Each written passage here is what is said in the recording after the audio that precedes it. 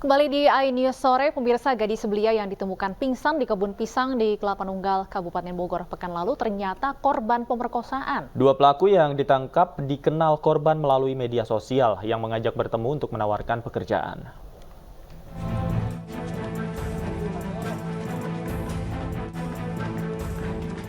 MD dan SH, inilah dua pemuda pelaku pemerkosaan dan percobaan pembunuhan seorang gadis belia yang ditemukan pingsan di kebun pisang wilayah Kelapa Nunggal, Kabupaten Bogor, Jawa Barat.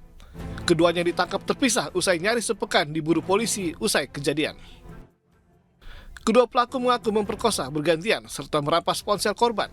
Keduanya berusaha membunuh korban dengan menganiaya hingga korban tidak sadarkan diri lalu ditinggalkan di lokasi.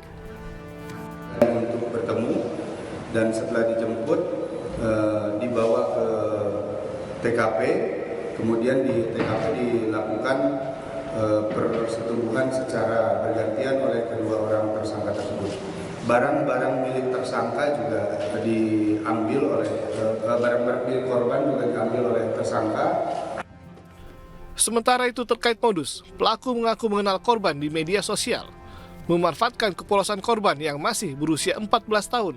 Pelaku mengajak bertemu untuk ditawarkan pekerjaan.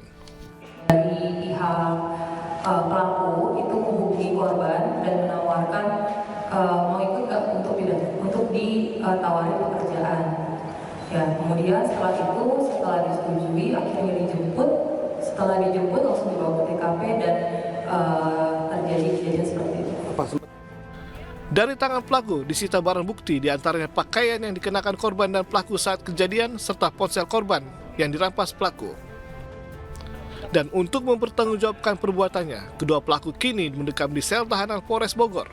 Mereka dijerat pasal berlapis dengan ancaman 15 tahun penjara.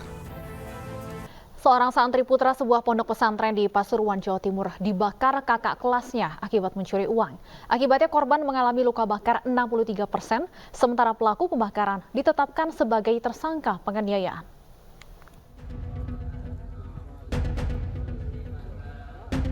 Kekerasan dalam lingkungan pendidikan kembali terjadi. Kali ini menimpa seorang santri putra di sebuah pondok pesantren di Kecamatan Pandaan, Pasuruan, Jawa Timur. Korban IFN 13 tahun mengalami luka bakar 63% di sekujur tubuhnya dan dirawat intensif di Rumah Sakit Umum Daerah Sidoarjo.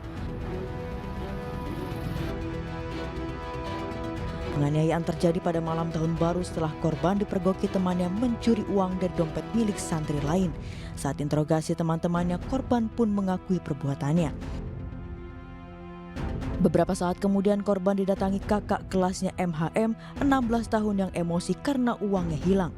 Pelaku lalu melempar botol berisi bensin yang sengaja dibawanya ke arah tembok hingga tumpah mengenai korban. Pelaku kemudian menakut-nakuti korban dengan menyulut api, namun naas sulutan api yang dipegang pelaku menyambar uap bensin dan merambat ke tubuh korban. Pengurus pesantren mengatakan jika perbuatan MHM terhadap adik kelasnya tidak ada unsur kesengajaan dan murni kecelakaan. Pihaknya juga menyampaikan keluarga pelaku akan membiayai pengobatan korban. Kami dari pihak pesantren Albir ingin mengklarifikasi bahwa berita yang beredar tentang santri dibakar oleh santri ini tidak benar. Kejadian ini kami anggap sebagai sebuah kecelakaan, tidak ada unsur kesengajaan. Tidak ada seorang pun dari santri yang punya niat seperti itu. Sementara itu, aparat Polres Pasuruan yang menangani kasus ini meminta keterangan sejumlah saksi dan menurunkan tim Inafis ke lokasi kejadian. MHM juga sudah ditetapkan sebagai tersangka penganiayaan oleh penyidik dengan salah satu alat bukti berupa botol kemasan. Kotak putih api, benda terus ini akhirnya terbakar. Berarti itu nggak dilempar? Enggak. Botolnya? Itu ya mungkin ada perselisihan, ribut, tersenggol, kena kotak dan kotak putih sama mereka akhirnya nyala. Akhirnya makanya itu lukanya sebenarnya luas, tapi nggak sampai dalam, nggak lama. Ya. Jadi satu orang ini kemudian ke beberapa orang karena kan dia dicuri nggak cuma satu orang aja yang dicuri, ada beberapa orang yang dicuri barangnya. Tapi waktu itu sudah diselesaikan oleh pihak pondok. Memang dari pihak ini masih merasa nggak terima, dari pihak tersangka tidak menerima. Setelah itu mereka masih ya istilahnya masih ribut lagi. Tersangka dijerat pasal dalam Undang-Undang Perlindungan Terhadap Anak tentang Sistem Peradilan Pidana Anak. Pemirsa, sebuah yayasan pendidikan di Goa, Sulawesi Selatan mengharamkan pengikutnya mengkonsumsi daging, ikan, dan susu. Bahkan para pengikutnya tidak dianjurkan untuk melaksanakan sholat.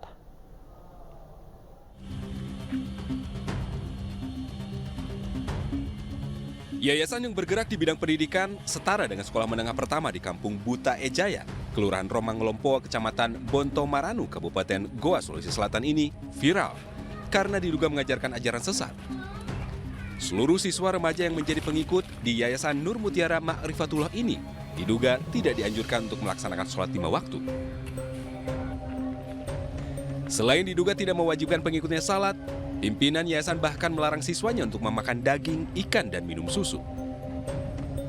Aliran bab kesucian ini didirikan sejak tahun 2019 lalu dan dibangun di lahan seluas 1.000 meter persegi. Yayasan ini pun memiliki kurang lebih 100 orang siswa atau pengikut yang hanya memberikan pendidikan paling lama 3 tahun. Namun, hal ini dibantah oleh pimpinan Yayasan Nur Mutiara Ma'rifatullah. Pihaknya tidak melarang siswanya untuk melaksanakan sholat 5 waktu maupun makan daging dan ikan. Lah itu kan mereka yang mengatakan begitu sepihak. Nah, mana buktinya yang saya mengatakan sedemikian? Itu kan tuduhan yang tidak berdasar. Datanya kan tidak valid. Saya mengajarkan bagaimana mengenal agama, dasar-dasar yang mau mengenal agama. Mengajarkan makan yang bersih, mengajarkan pola hidup yang bersih, mengajarkan pola pikir yang bersih, hati yang bersih. Bukan mengajarkan agama.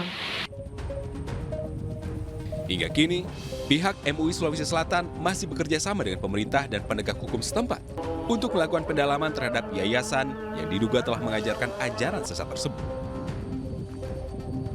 Dari Kabupaten Goa, Sulawesi Selatan, Bugma Anyus melaporkan. Pemirsa, banjir yang merendam wilayah Pekalongan, Jawa Tengah masih tinggi dan tak kunjung surut. Sebanyak puluhan ribu jiwa terdampak banjir, warga pun terpaksa harus naik perahu karet dan rakit untuk transportasi guna memantau rumah mereka yang terendam banjir.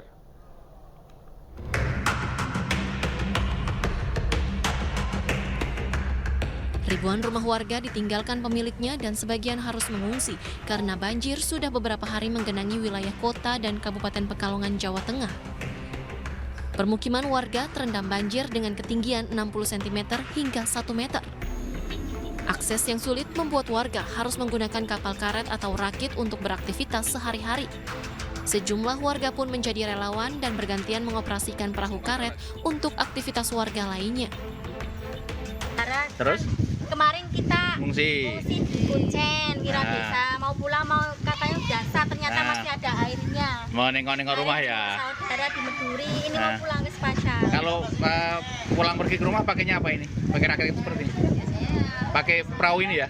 Kalau sekarang? Ya baru ini pakai perahu. Pakai perahu ya ini untuk aktivitas ya? Soalnya katanya biasa, ternyata masih ada air. Masih ada air.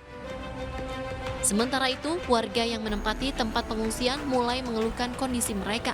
Korban banjir Pekalongan membutuhkan obat-obatan, popok bayi dan manula, serta makanan untuk balita.